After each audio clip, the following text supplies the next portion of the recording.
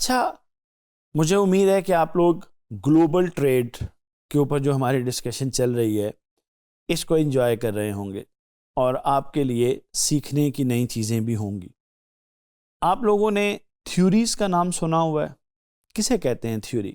Theory آپ لوگ تو عام طور پہ جب لفظ تھیوری استعمال کرتے ہیں تو آپ اس کو پریکٹس کے مقابلے میں بولتے ہیں، یعنی آپ اس سے کہنا یہ چاہ رہے ہوتے ہیں کتابی باتیں۔ لیکن عزیزان من، تھیوریز جو ہوتی ہیں وہ صرف کتابی باتیں نہیں ہوتی ہیں۔ اصل میں کتابوں کے اندر جو باتیں آتی ہیں وہ بھی پریکٹس سے آتی ہیں۔ تھیوریز اصل میں ہماری پریکٹس کی سنیپ شاٹس ہوتی ہیں، ہماری پریکٹس کی ایکسپلینیشنز ہوتی ہیں۔ تو آئیے اب ہم انٹرنیشنل ٹریڈ تھیوریز کا ایک اجمالی جائزہ لیتے ہیں اور دیکھتے ہیں کہ انٹرنیشنل ٹریڈ تھیوریز ہمیں کیا گائیڈ کرتی ہیں کہ نیشنز آپس میں ٹریڈ کیوں کرتی ہیں۔ تو دیکھیے، ہمارے پاس سب سے پہلی جو ٹریڈ، پہلے میں آپ کے سامنے چند جو ٹریڈ تھیوریز ہیں ان کے نام اور ان کا مختصر تعارف دوں گا، پھر تھوڑی سی ہم تفصیل کے اندر جانے کی کوشش کریں گے۔ تو پہلی جو پرانی سب سے ٹریڈ تھیوری بولی جاتی ہے اس کو مرکنٹائلزم کہا جاتا ہے۔ جو مرکنٹائلزم کا مین آئیڈیا تھا وہ یہ تھا کہ ایکسپورٹ زیادہ کریں، امپورٹ کم کریں۔ کیوں؟ تاکہ ہمارے پاس دولت جمع ہوتی چلی جائے، دوسرے ممالک کا بھی زر جو ہے گولڈ اینڈ سلور ہمارے پاس آ جائے، چونکہ تاکہ ہم دنیا میں سب سے طاقتور سمجھے جائیں۔ دوسری جو انٹرنیشنل ٹریڈ تھیوری، یعنی کہ کیوں، یہ تھیوریز کیا ایکسپلین کریں گی؟ Why do nations trade at international level? تو دوسری تھیوری جس کو تھیوری آف ایبسلیوٹ ایڈوانٹیج کہا جاتا ہے، اس تھیوری کا مین آئیڈیا یہ ہے کہ آپ اس چیز کی ٹریڈ کریں ایز اے نیشن جس کی پروڈکشن میں آپ سب سے زیادہ ایفیشینٹ ہیں۔ تیسری کمپیریٹیو ایڈوانٹیج یا تھیوری آف کمپیریٹیو ایڈوانٹیج کہا جاتا ہے، جس میں کہا جاتا ہے کہ آپ اپنے ہاں ان کاموڈیٹیز کی انٹرنیشنل لیول پہ ٹریڈ کریں جن میں آپ کی اپرچونٹی کاسٹ سب سے کم ہے۔ اس کی ہم ایکسپلینیشن آگے جا کے کریں گے۔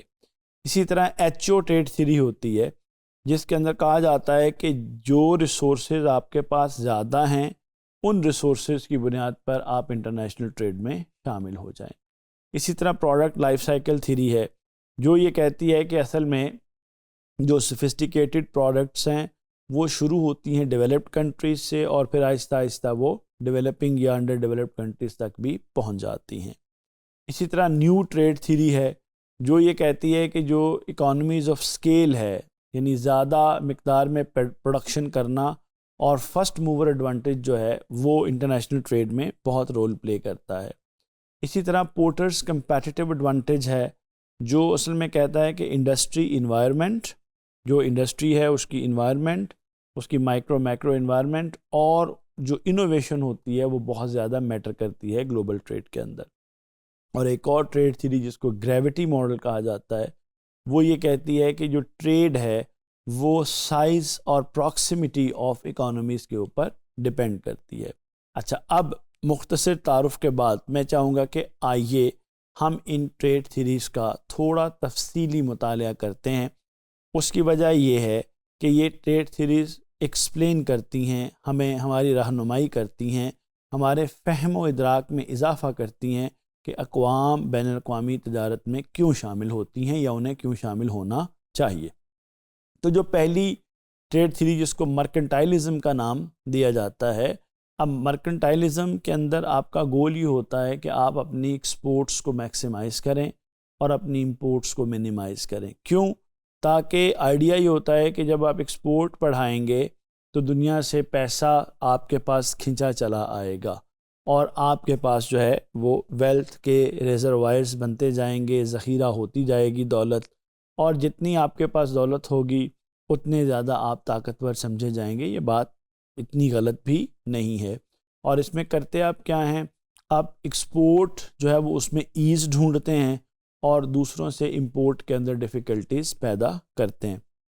کہتے ہیں 16ویں سے 18ویں جو صدی ہے تب تک مرکنٹائلزم کا زمانہ تھا، ایک حد تک چیزیں کامیاب رہیں، لیکن ماڈرن ویو یہ ہے کہ یہ ایک پٹی ہوئی تھیوری ہے جس کا کوئی بہت زیادہ فائدہ نہیں ہے، چونکہ یہ فیئر ٹریڈ بینیفٹس کو اگنور کرتی ہے۔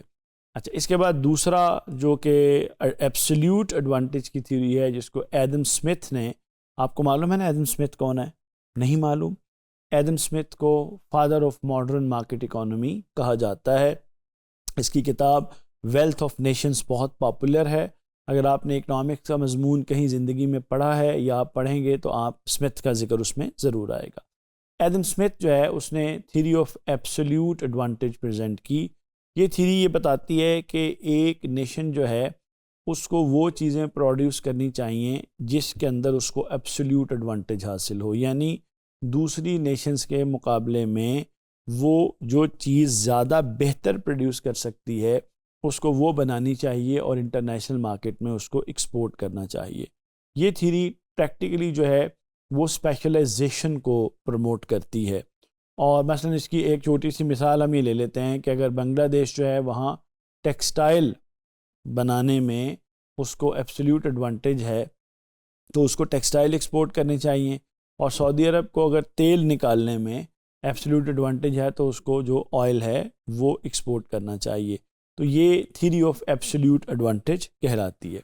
اچھا، اب اس کے بعد جو نیکسٹ تھیوری ہمارے سامنے آتی ہے وہ تھیوری آف کمپیریٹیو ایڈوانٹیج ہے۔ تھیوری آف کمپیریٹیو ایڈوانٹیج اور ایبسلیوٹ ایڈوانٹیج میں فرق یہ ہے کہ ایبسلیوٹ ایڈوانٹیج تو کہتی ہے کہ اگر آپ کوئی چیز دوسروں سے بہتر بناتے ہیں تو آپ اس کو ایکسپورٹ کریں۔ جو کمپیریٹیو ایڈوانٹیج یہ کہتی ہے کہ بھلے آپ کو ایبسلیوٹ ایڈوانٹیج حاصل نہ ہو، لیکن اگر جو کوموڈیٹیز آپ اپنے ہاں بناتے ہیں ان میں سے آپ جو بہتر بناتے ہیں نا، جس کو بنانے میں آپ کو کم اپرچونٹی کاسٹ بیئر کرنی پڑتی ہے۔ آپ اپرچونٹی کاسٹ کے بارے میں جانتے ہیں؟ میں نے آپ کو بتایا نہیں، میں نے آپ کو نہیں بتایا، مجھے یاد پڑتا ہے۔ دیکھیے بچوں، اپرچونٹی کاسٹ کا مطلب ہوتا ہے کہ جب ہم اپنے ریسورسز کسی ایک جگہ پر خرچ کرتے ہیں تو ظاہر ہے کہ ان ریسورسز کا اور استعمال بھی ہو سکتا ہے۔ مثلا میرے پاس اگر 1,00,000 روپیہ پڑا ہوا ہے اور میں اسے 1,00,000 روپے سے موٹر سائیکل خرید لگتا ہوں، تو اب اس 1,00,000 روپے کو میں بینک میں بھی رکھ سکتا تھا، اس 1,00,000 روپے سے میں گولڈ بھی خرید سکتا تھا، اس 1,00,000 روپے سے میں تجارت بھی کر سکتا تھا۔ تو جو پیسے میں نے ایک جگہ پہ خرچ کر دیے ہیں نا، اس کی اپرچونٹی کاسٹ میں نے بیئر کی ہے۔ تو عام طور پہ لوگ وہاں پر پیسے لگاتے ہیں جہاں پر اپرچونٹی کاسٹ سب سے کم ہو۔ یہی تصور جو ہے وہ کمپیریٹیو ایڈوانٹیج میں ڈیوڈ ریکارڈو نے 1817 میں پروموٹ کیا تھا۔ اس نے کہا تھا چاہے آپ لیس ایفیشینٹ ہیں لیکن اپنے ہاں جو چیز آپ بہتر بناتے ہیں، جہاں آپ کی اپرچونٹی کاسٹ کم ہوتی ہے، آپ اس چیز کو پروموٹ کریں اور اس کو ایکسپورٹ۔ جیسا پاکستان کی رائس جو ہے وہ بہتر بناتا ہے الیکٹرانکس کی بنسبت، اور جاپان جو ہے وہاں پر الیکٹرانکس رائس سے بہتر بنتی ہے، تو اس کا مطلب یہ ہے دونوں کو آپس میں رائس اور الیکٹرانکس کی ٹریڈ کرنی چاہیے۔ اچھا، اس کے بعد ایچ او تھیوری جو ہمارے سامنے آتی ہے، اس تھیوری کا بیسک یہ ہے کہ آپ ان چیزوں کو ایکسپورٹ کریں جو ابنڈنٹ ہیں آپ کے پاس، یعنی وہ چیزیں جو آپ کے پاس بہت زیادہ ہیں نا ان کو ایکسپورٹ کریں، اور جو چیزیں سکارس ہیں، جو چیزیں بہت کم ہیں، ان کو آپ امپورٹ کریں۔ اب دیکھیں، پاکستان ایک لیبر رچ کنٹری ہے، اس لیے پاکستان وہ آئٹمز ایکسپورٹ کرتا ہے جو لیبر انٹینسیو ہیں، جس طرح ٹیکسٹائل وغیرہ کی چیزیں ہیں، رائس ہے، فروٹ وغیرہ ہے۔ اس کے مقابلے میں جرمنی ہے، جاپان ہے، وہ capital rich, technology rich countries ہیں، اس لیے وہ ایکسپورٹ کرتی ہیں کیپٹل انٹینسیو آئٹمز، مشینری وغیرہ، گاڑیاں، الیکٹرانکس ہمارے سامنے۔ اچھا، اسی طرح پروڈکٹ لائف سائیکل تھیوری ہے جو ریمنڈ ورنن نے 1966 میں پیش کی تھی۔ اس کی تھیوری بہت انٹرسٹنگ ہے۔ اس کی تھیوری کے اوپر یہ ایک الزام بھی لگتا ہے کہ یو ایس سینٹرڈ تھیوری ہے، لیکن تھیوری اتنی بری نہیں ہے۔ آپ لوگوں کو سمجھانا اس لیے بہت آسان ہے کہ آپ لوگوں نے پروڈکٹ لائف سائیکل پڑھا ہوا ہے۔ دیکھیے، اس کا کہنا یہ تھا کہ سب سے پہلے جو جدید ہائی ٹیک پروڈکٹس ہوتی ہیں وہ دنیا کی ڈیولپڈ ممالک کے اندر بنائی جاتی ہیں، وہاں سے وہ پروڈکٹس پھیلتی ہیں دوسرے ڈیولپڈ ممالک میں جب وہ میچورٹی تک پہنچتی ہیں، لیکن جب ان کا ڈکلائن ہونے لگتا ہے تو وہاں سے وہ پروڈکٹس نکلنی شروع ہو جاتی ہیں تیسری دنیا کی طرف، ڈیولپنگ ورلڈس کی طرف۔ وہ جو آپ کو اور مجھے ایک شکایت ہے نا دنیا سے کہ یار ہر جدید ٹیکنالوجی ہم تک بڑی دیر سے پہنچتی ہے، یعنی کامن مین تک ہماری ڈیولپنگ کنٹریز میں، اس کو یہ تھیوری ایکسپلین کرتی ہے. اس لیے کہ جو ٹیک پروڈکٹس ہوتی ہیں ان میں اسکمنگ پرائسنگ ہوتی ہے، اور اس میں R&D کی کاسٹ ڈیولپڈ کنٹریز سے ریکور ہونے کے بعد جب وہ ٹیکنالوجی ڈکلائن پہ آتی ہے تو وہ تیسری دنیا کی طرف آتی ہیں. تو یہ بھی ایک ریزن ہے product life cycle international trade کے حوالے سے. تو ایک ہمارے پاس نیو ٹریڈ تھیوری ہے جس کو NTT کہتے ہیں، 1970 اور 80 کے درمیان. یہ ماڈرن تھیریز آپ ایک طرح سے کہہ سکتے ہیں. تو اس میں کہا جاتا ہے کہ گلوبل ٹریڈ اس لیے ہوتی ہے تاکہ اکانومیز آف اسکیل کو حاصل کیا جا سکے، اور جو نیٹ ورک افیکٹ ہوتا ہے، مثلا صرف آپ کے پاس زیادہ ریسورسز کی وجہ سے ہی آپ ایکسپورٹ یا انٹرنیشنل ٹریڈ میں نہیں جاتے ہیں، بلکہ اکانومیز آف اسکیل. چائنا بھی اکانومیز آف اسکیل کے ماڈل کے اوپر کام کر رہا ہے اس وقت، اور اسی طرح سے آپ کی نیٹ ورکنگ ہوتی ہے. مثلا ان کو سامنے رکھ کے آپ کی ٹریڈ ہوتی ہے، اور دنیا میں جو بڑی فارمز ہوتی ہیں وہ گلوبل مارکیٹس کو ابھی بھی، اگر آپ گلوبل ویلیو چین انشاءاللہ کسی وقت مجھے موقع ملنا ہے اور میں نے ایک ماڈیول آپ کے ساتھ GVC پر بھی کرنا ہے، گلوبل ویلیو چینز کس طرح سے کام کرتی ہیں. تو جو گلوبل ویلیو چینز ہیں اس میں ڈومینیٹنگ پلیئرز تو بڑی فارمز ہی ہوتی ہیں. اور ایک اور چیز جو یہ نیو ٹریڈ تھیوری ہمیں بتاتی ہے وہ فرسٹ موور ایڈوانٹیج ہے. کہ یعنی ہم جب بزنس اسکول میں ہم نے پڑھنا شروع کیا نا، تو وہاں ایک سلوگن کی طرح چیز ہوا کرتی تھی کہ it is better to be first than to be better, یعنی پہلے ہونا بعض اوقات بہتر ہونے سے بھی بہتر ہوتا ہے. تو فرسٹ موور ایڈوانٹیج یہ ہے کہ جب آپ پہلے ہوتے ہیں کسی کیٹیگری کے اندر تو آپ کو جو ایڈوانٹیج حاصل ہو جاتا ہے دوسروں کو نہیں ہوتا. ابھی آپ دیکھیں نا، ایئر کرافٹ انڈسٹری کے اندر ایئر بس اور بوئنگ دو بڑی کمپنیز ہیں، اور اب آپ کا کام ہے یہ معلوم کریں کہ ایئر بس کا تعلق کس ملک سے ہے اور بوئنگ کا ان میں سے یورپین کون سی ہے اور امریکن کون سی ہے. اچھا، اس کے بعد ایک بہت ہی شاندار تھیوری ہے، اور ایک بہت ہی بڑے اسکالر ہیں جنہوں نے یہ تھیوری پریزنٹ کی، مجھے بہت پسند ہیں. مائیکل ای پورٹر ان کا نام ہے، ہیں وہ امریکن، لیکن انہوں نے بہت شاندار کنٹریبیوشن ہمارے مینجمنٹ، بزنس اور اکنامکس کے نالج کے اندر دی ہے. جو مائیکل ای پورٹر ہیں ان کی جو تھیوری ہے انٹرنیشنل ٹریڈ کے حوالے سے، وہ چیزوں کو بہت اچھے سے ایکسپلین کرتی ہے. مائیکل ای پورٹر کی جو تھیوری ہے اس کو تھیوری آف کمپیٹیٹیو ایڈوانٹیج کہتے ہیں. ان کی کتابیں ہیں چند ایک، اگر آپ کو کبھی موقع ملے اور دل کرے پڑھنے کو، تو ایک کمپیٹیٹیو ایڈوانٹیج آف نیشنز ہے اور ایک کمپیٹیٹیو اسٹریٹجی ہے. خیر، یہاں ہم ذکر کریں گے ان کی انٹرنیشنل ٹریڈ تھیوری جو کہ کمپیٹیٹیو ایڈوانٹیج کی تھیوری کہلاتی ہے. مائیکل ای پورٹر کہتے ہیں کہ کنٹریز وہ والی پروڈکٹس ایکسپورٹ کرتی ہیں، ان کی ٹریڈ کرتی ہیں جن میں انہیں کمپیٹیٹیو ایڈوانٹیج حاصل ہوتا ہے، یعنی ان کو دوسری ممالک کے مقابلے میں انہوں نے اپنے آپ کو بہتر ثابت کیا ہوتا ہے. اب یہ جو کمپیٹیٹیو ایڈوانٹیج ہے یہ کیا چیز ہوتی ہے؟ یعنی ایک بات تو آپ یاد رکھیں نا کہ ہم اپنے گھر میں ہوں یا انٹرنیشنل کینوس پر ہوں، ہم کمپیٹ کر رہے ہوتے ہیں.